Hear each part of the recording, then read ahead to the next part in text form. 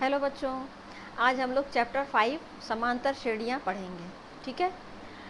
समांतर श्रेणियाँ देखिए क्या होता है। जैसे मान लो कि एक छोटा सा बच्चा है, 1 साल का बच्चा है, और उसके पापा पहले साल क्या किए कि 100 रुपीज़ जो है उसके गुल्लक में डालें। ठीक है। पहले साल उसके पापा 100 रुपीज़ उसके गुल्लक में डाले और हर महीने 50 रुपीज़, हर साल 50 रुपीज़ प्लस करके डालते गए। जैसे पहले वर्ष में वो गुल्लक में, मान लीजिए पहले वर्ष में गुल्लक में 100 रुपीज़ डाला, तो नेक्स्ट ईयर में कितना डालेंगे? 150। हर साल 50 रुपये बढ़ा के डालता है, तो 150। उसके नेक्स्ट ईयर में कितना डालेंगे? 200। उसके नेक्स्ट ईयर में कितना डालेंगे? 250। उसके नेक्स्ट ईयर में कितना डालेंगे? 300। यानी उसके गुल्लक में पहले वर्ष में 100 रुपये जमा किए, दूसरे वर्ष में 50 रुपीज़ बढ़ा करके 150, तीसरे वर्ष में 50 रुपीज़ बढ़ा करके 200, चौथे वर्ष में 50 रुपीज़ बढ़ा करके 250 और पाँचवें वर्ष में 50 रुपीज़ बढ़ा करके 300। और इस तरीके से ये करते चलेगा। ठीक है, इस तरीके से करते चलेगा। अब मान लीजिए 18 वर्ष तक किए होंगे वो, या जितने भी समय तक। ठीक है, उससे कोई मतलब नहीं। या एक हम लोग ये देखें कि कोई सीढ़ी बनाई गई है। सीढ़ी इस तरह की होती है, जो कई सीढ़ियाँ इस तरह की भी होती हैं, जैसे घरों में पेंट करने के लिए ये सब यूज़ होती हैं। इसकी जो सीढ़ी है, जो इसका सबसे निचला वाला है, उससे ऊपर वाला पैर रखने वाला है, उससे ऊपर है, उससे ऊपर है, ये सब हर एक सीढ़ी के हर एक पैर रखने वाले की लंबाई जो है अपने ऊपर वाले से 2 सेंटीमीटर अधिक है। अगर मान लो इसकी लंबाई है 40 सेंटीमीटर, तो 2 सेंटीमीटर कम इसकी है, तो इसकी कितनी होगी? 38 सेंटीमीटर। 2 सेंटीमीटर कम है, इसकी कितनी होगी? 36 सेंटीमीटर। 2 सेंटीमीटर कम है तो कितनी होगी? 34। ये कितनी होगी? 32। ये कितनी होगी? 30। ये कितना होगा? 28। और ये कितना होगा? 26। और लास्ट वाला कितना हो जाएगा? 24। आई बात समझ में? तो अगर इसकी सीढ़ी के प्रत्येक लकड़ी जिस पे पैर रखा जाता है, अगर उसकी लंबाई देखी जाए तो पहले सीढ़ी की लंबाई कितनी थी? जो सबसे ऊपर वाला है उसकी लंबाई है 24। उसकी अगली है 26, 28, 30, 32, 34, 36, 38 और 40। चाहे तो इसको नीचे से भी लिखा जा सकता था कि सबसे बड़ी वाली है 40, फिर 38, 36, 34, 32, 30, 28, 26, 24। आई बात समझ में? या हम लोग एक देखें एग्जाम्पल कि एक और देखते हैं। ठीक है, मान लीजिए ये एक स्क्वायर है और इस तरह के 4 स्क्वायर को मिलाया गया और ये भी एक स्क्वायर बन गया,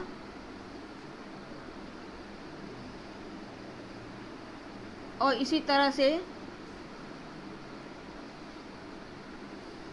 ये भी हुआ। इसमें कितना स्क्वायर है? एक स्क्वायर, एक वर्ग। इसमें कितने स्क्वायर्स हैं? और इसमें कितने हैं?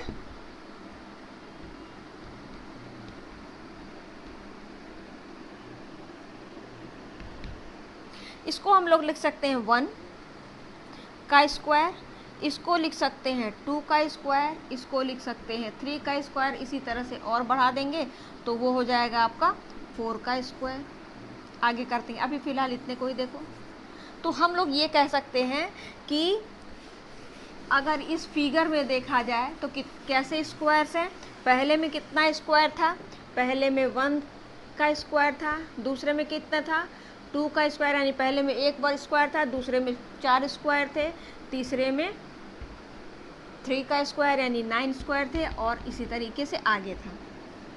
यहाँ तक की बात समझ में। अब इन सब में हम एक खास बात देखते हैं। क्या खास बात देखते हैं? वो देखते हैं कि इनके बीच में प्रत्येक का डिफरेंस कितना है। देखो 150 में से 100 माइनस करेंगे तो कितने का डिफरेंस आएगा 50। 150 में से 100 माइनस करेंगे तो कितने का डिफरेंस आएगा 50। 200 में से 150 माइनस करेंगे तो कितने का डिफरेंस आएगा 50। 250 में से 200 माइनस करेंगे तो कितने का डिफरेंस आएगा 50। या 300 में से 250 माइनस करेंगे तो कितने का डिफरेंस आएगा 50।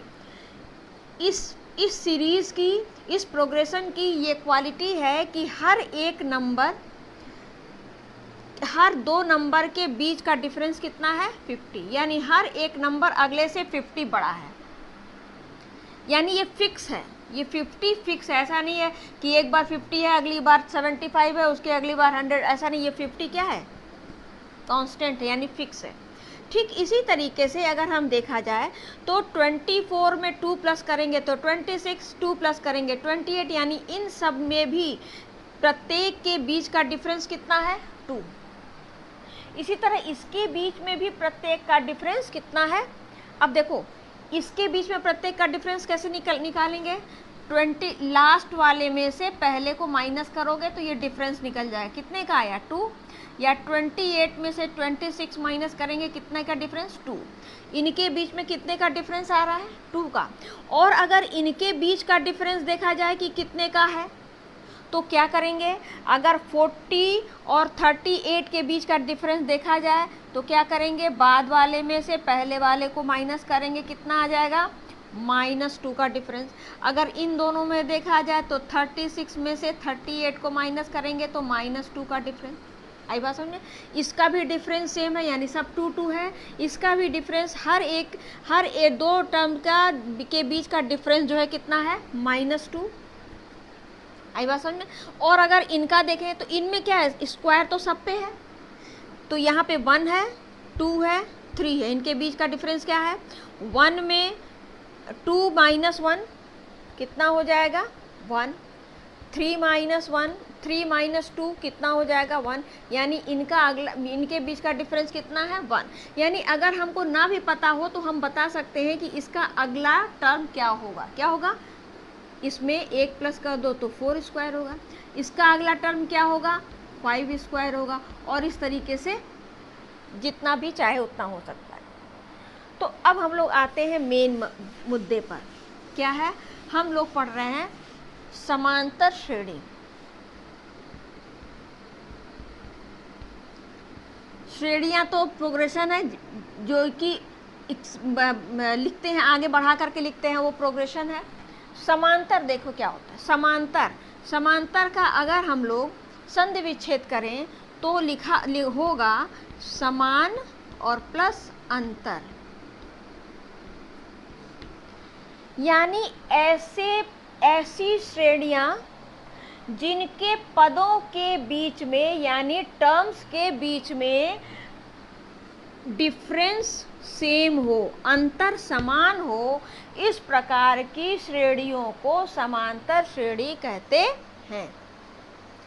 ऐसी श्रेणियां ये सब श्रेणी कहलाएंगे, ठीक है।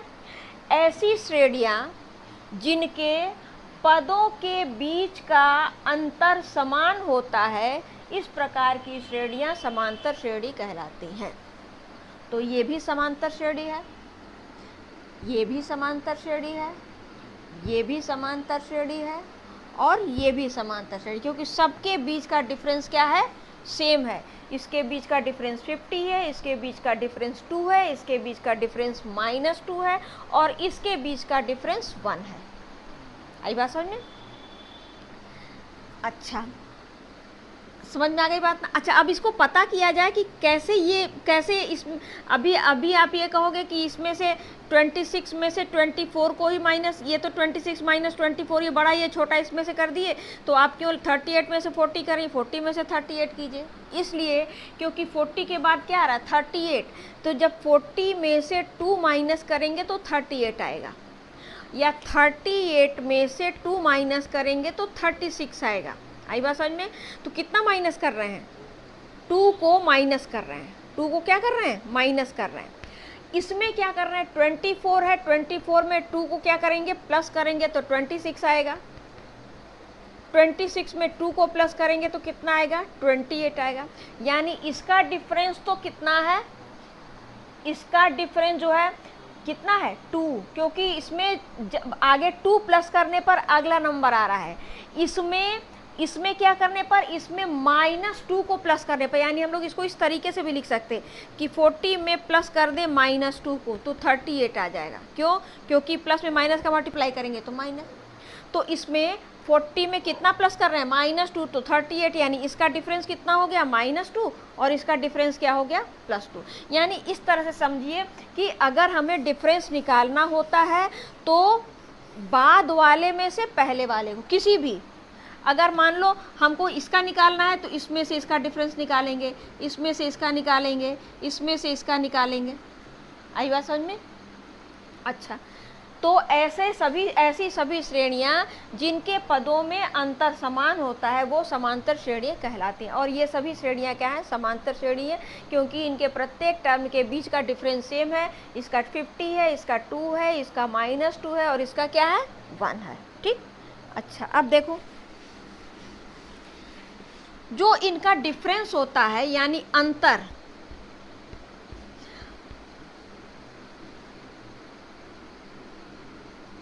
डिफरेंस को लिखते हैं D से,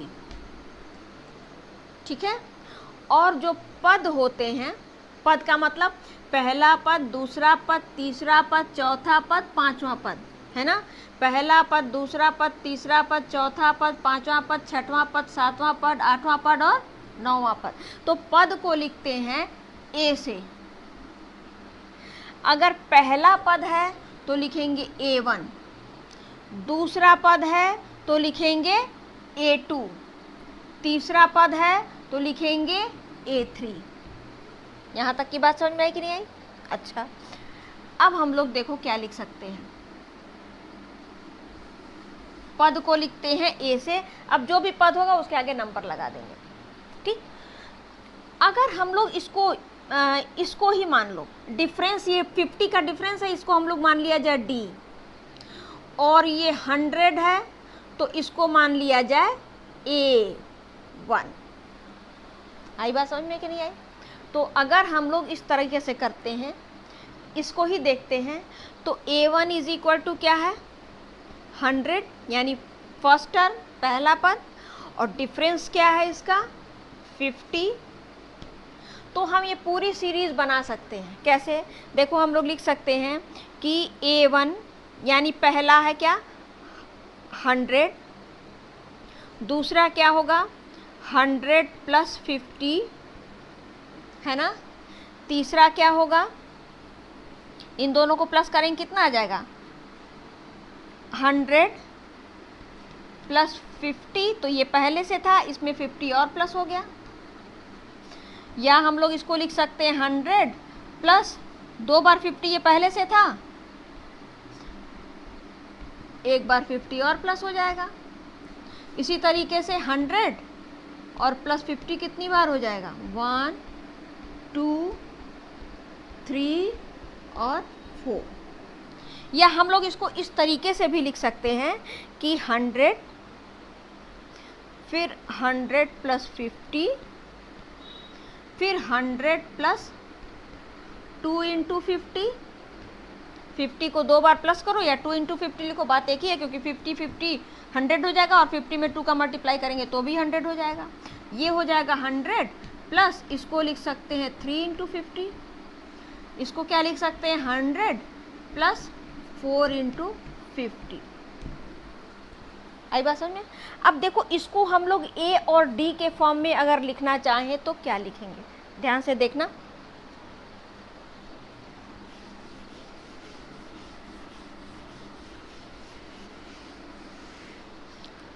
अगर हम इसको लिखें यहाँ पे तो हम देखो क्या लिख सकते हैं, इसको लिख सकते हैं A1, ठीक है, या केवल A लिखा जाए, क्योंकि फर्स्ट टर्म के साथ अगर D को लिखे तो मान लो केवल A लिखते हैं, तो इसको क्या लिखेंगे, A प्लस 50 को क्या लिख सकते हैं, D। आई बात समझ में? इसको क्या लिखेंगे, A प्लस 250 को D, यानी ये क्या हो जाएगा, A प्लस 3D, ये क्या हो जाएगा, A प्लस 4D। आई बात समझ में कि नहीं? तो यानी कि जो टर्म होगा, अगर मान लीजिए 2, 4, 6, 8, 10, 12, ये किस प्रोग्रेशन में है, अर्थमेटिक प्रोग्रेशन यानी समांतर श्रेणी में है। इसका फर्स्ट टर्म क्या है, A1 इज इक्वल टू है 2, A2 इज इक्वल टू है 4, A3 इज इक्वल टू है 6, A4 इज इक्वल टू है 8,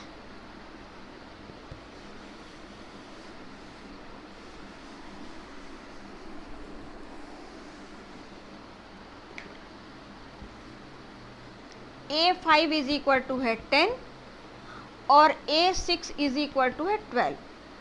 और अगर हमको निकालना रहा डिफरेंस तो D इज इक्वल टू क्या हो जाएगा, 4 माइनस 2 इज इक्वल टू 2, यानी कि हम लोग लिख सकते हैं D इज इक्वल टू, ये A1 है और ये क्या है, ये A1 है, A2, A3, A4, A5, A6।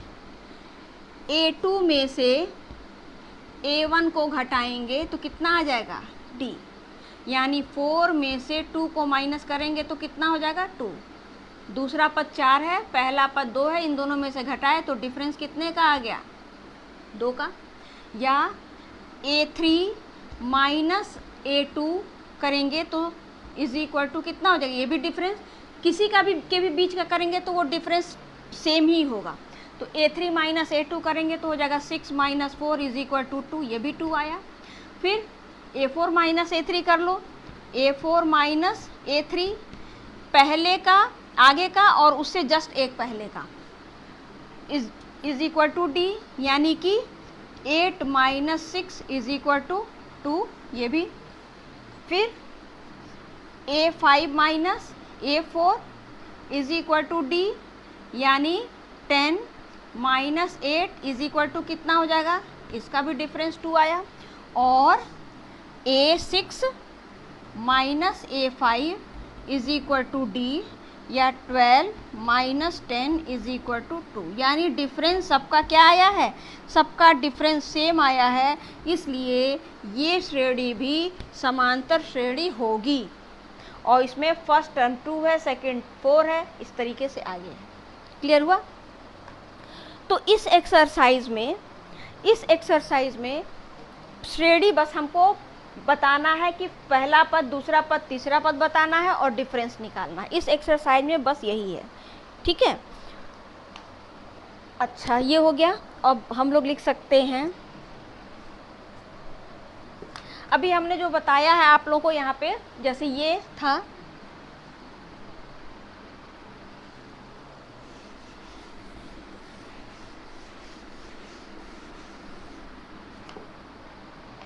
इसको हम लोग क्या लिख सकते हैं, अगर A इज इक्वल टू, अगर मान लो A इज इक्वल टू 100 और D is equal to 50 difference, तो हम लोग लिख सकते हैं 100, इसको लिख सकते हैं 150, 100 प्लस 50, इसको लिख सकते हैं 100 प्लस 2 इंटू 50, इसको लिख सकते हैं 100 प्लस 3 इंटू 50, इसको लिख सकते हैं 100 प्लस 4 इंटू 50, या हम लोग इसको लिख सकते हैं A, इसको लिख सकते हैं A प्लस 50 मतलब D, इसको लिख सकते हैं A प्लस 2 इंटू D, इसको लिख सकते हैं A प्लस 3 इंटू D, इसको लिख सकते हैं A प्लस 4 इंटू D। आई बात समझ में, क्योंकि डी हर जगह सेम है तो 50 और ए पता है हर जगह 100 है तो ए 100 हो जाएगा। ठीक है, और इस रूप को, ठीक है, एपी के इस रूप को, जिसको हम लोग इस तरह लिख सकते हैं ए प्लस डी, ए प्लस 2डी, ए प्लस 3डी, ए प्लस 4डी, या अगर मान लो इसको n टर्म तक, मतलब जैसे इसको 2 बार, 3 बार, 4 बार, 5 बार, n बार, n चाहे जितना भी हो सकता है, 12 बार, 15 बार, 25 बार, जितने, जैसे कि वो बच्ची 1 साल की थी तो 100 रुपीज़ जमा हुआ, उसके अगले साल जो है उसका फादर 50 रुपीज़ प्लस करके 150 जमा किया, उसके अगले साल फादर उसका 50 और प्लस करके कितना 200 जमा किया। आई बात समझ में। तो इस तरीके से अगर मान लो वो 25 साल तक जमा करता है, जब तक वो बच्ची 25 साल की होती है, बच्ची 30 साल की होती है, बच्ची 35 साल की होती है, जब तक ये जमा करे, तो n अगर मान लो निकालना, n कुछ भी हो सकता है, n 10 साल भी हो सकता है, 15 साल भी हो सकता है, n 25 साल भी हो सकता है। तो अगर मान लो ये जमा करते करते वो n साल तक गया तो कितना हो जाएगा, a प्लस, देखो ये देखो ये सेकंड टर्म है तो यहाँ पे d कितना है, सेकंड टर्म है तो d1 है, थर्ड टर्म है तो d2 है, फोर्थ टर्म है तो d3 है, फिफ्थ टर्म है तो d4 है। तो अगर n टर्म होगा तो चूंकि जो टर्म हो रहा उससे एक कम, दूसरा पद है तो यहाँ 1 लिखा है, तीसरा पद है तो यहाँ 2 लिखा है, चौथा पद है तो यहाँ 3 लिखा है। तो अगर nth टर्म हो जाएगा तो यहाँ पर n-1 इंटू डी, और ये कहलाता है व्यापक पद, व्यापक रूप।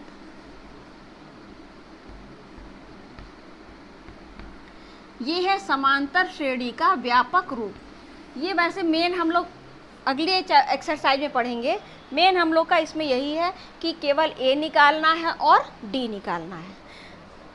ठीक है, जैसे अगर मान लो कि कोई एग्जाम्पल है, मान लीजिए -3, -2, -1 और 0 ऐसे है। अगर आपसे पूछा जाए इसका फर्स्ट टर्म क्या होगा, तो हम लोग फर्स्ट टर्म ये है तो हम लोग लिखेंगे a1 = -3, और पूछा जाए इसका डिफरेंस क्या होगा तो डिफरेंस में हम लोग d = लिख सकते हैं, किसी भी 2 टर्म को माइनस किया जाए तो हम लोग लिख दिया जाए a2 में से a1 को माइनस कर दिया जाए बाद वाले में से पहले को, तो = -2 में से माइनस कर देंगे -3 को, = -2 + 3 = 1। आई बात समझ में। यानी इन दोनों के बीच का डिफरेंस कितना हो गया 1, यानी इसके बीच का डिफरेंस कितना हो गया 1। यानी कि अगर पूछा जाए फर्स्ट टर्म क्या है तो -3, सेकंड टर्म क्या है, अगर मान लो पूछता कि सेकंड टर्म बताइए तो a2 कितना हो जाता -2, अगर फोर्थ टर्म पूछता a4 तो कितना हो जाता 0, और डिफरेंस तो किसी भी 2 में से, बाद वाले में से पहले को माइनस कर दिया जाता है तो डिफरेंस आ जाता है। ठीक है, जैसे एग्जाम्पल 1 आपसे कहा गया है,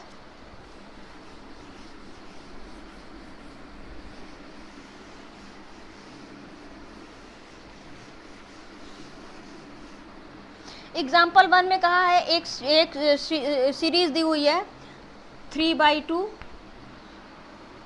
1/2, -1/2 और -3/2 के लिए प्रथम पद और सार्वंतर ज्ञात कीजिए। प्रथम